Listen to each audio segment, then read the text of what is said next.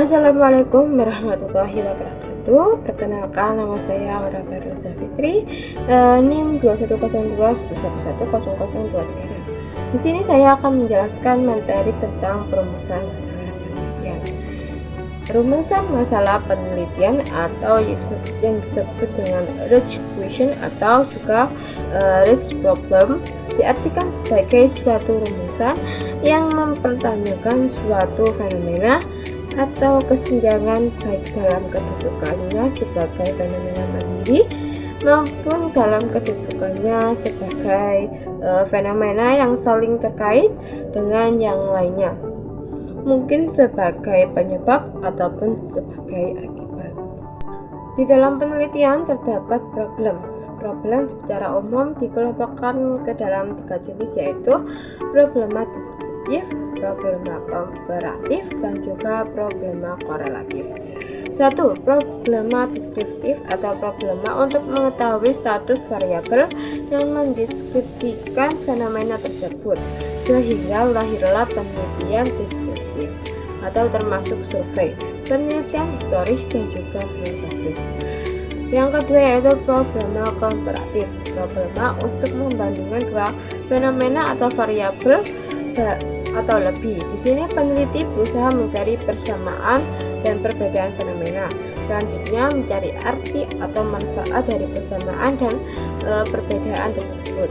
Yang ketiga yaitu problema asosiatif atau korelatif, problema untuk mencari hubungan antara dua fenomena atau variabel. Problema korelasi ada 2 macam, yaitu korelasi sejajar dan juga korelasi sebab. Selanjutnya yaitu sumber-sumber masalah penelitian. 1. Pengalaman pribadi. Setiap orang dapat mengidentifikasi secara unik masalah dari pengalaman pribadinya dalam keseharian, juga pengalaman akademik selama belajar dan juga mengerjakan tugas ataupun laporan. Yang kedua yaitu lanjutan atau perluasan. Peneliti dapat mengambil permasalahan penelitian dari hasil penelitian sebelumnya yang biasanya tercantum pada saran untuk mengembangkan atau melanjutkan penelitian tersebut. Yang ketiga yaitu sumber kepustakaan seperti buku teks, jurnal, laporan penelitian, membaca buku teks, jurnal maupun laporan penelitian lainnya. Selain dapat memperkaya pengetahuan, juga dapat dijadikan sebagai sumber bahan identifikasi masalah yang memberi rekomendasi untuk melakukan penelitian. Yang keempat yaitu forum pertemuan ilmiah dan juga diskusi. Hasil pertemuan ilmiah dan diskusi dengan orang yang lebih berpengalaman atau para pakar di bidangnya dapat membuka wawasan dan pandangan lain untuk memperoleh identifikasi masalah yang direncanakan sebagai bahan untuk menyusun skripsi atau tesis. Yang kelima yaitu observasi atau pengalaman langsung. Dalam praktek, hasil observasi dan pengalaman langsung juga merupakan sumber masalah yang berpotensial dijadikan dalam merencanakan suatu penelitian. Yang keenam yaitu perubahan paradigma dalam pendidikan. Paradigma pendidikan yang selalu berubah dan berkembang dari masa ke masa dalam berbagai hal seperti kurikulum, media, dan juga metode pembelajaran dapat dijadikan sebagai sumber berbagai identifikasi masalah untuk penelitian. Yang ketujuh yaitu fenomena pendidikan dalam kelas, luar kelas, dan di masyarakat. Fenomena pendidikan yang terjadi baik dalam kelas, luar kelas, maupun dalam masyarakat dapat mendorong peneliti untuk menjadikan sebagai sumber masalah yang dapat diangkat dalam suatu penelitian.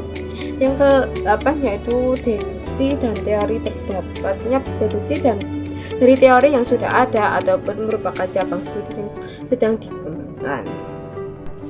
Ciri masalah penelitian.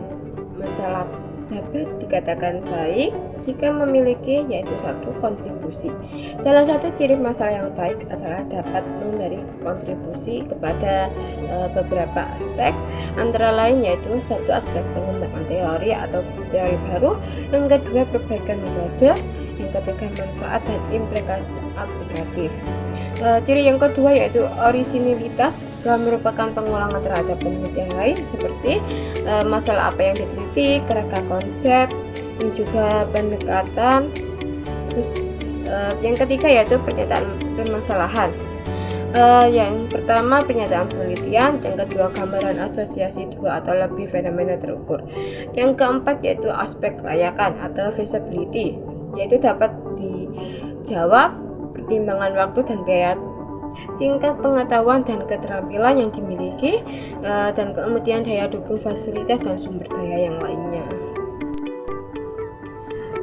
Baik, hanya itu yang bisa saya sampaikan, kurang lebihnya mohon maaf. Wassalamualaikum warahmatullahi wabarakatuh.